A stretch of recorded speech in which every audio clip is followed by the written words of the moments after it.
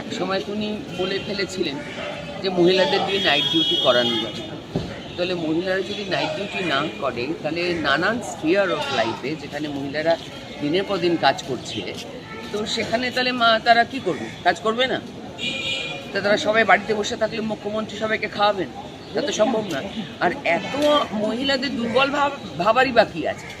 আপনি আপনার পুলিশি ব্যবস্থা ঠিক করবেন না, আপনি মহিলাদের সেফটির জন্য ব্যবস্থা করবার মতন আপনি সক্ষম নন, আপনার পুলিশ তার জন্য কোনো রকমভাবে তারা দায়িত্ব পালন করবে না, আপনি মহিলাদের বাড়ি বসিয়ে দেবেন। সেই নিয়ে একটা ব্যাকল্যাশ খেলেন, প্রচুর পরিমাণে হুডিং খেলেন পুরো দেশবাসী রাজ্যবাসী থেকে।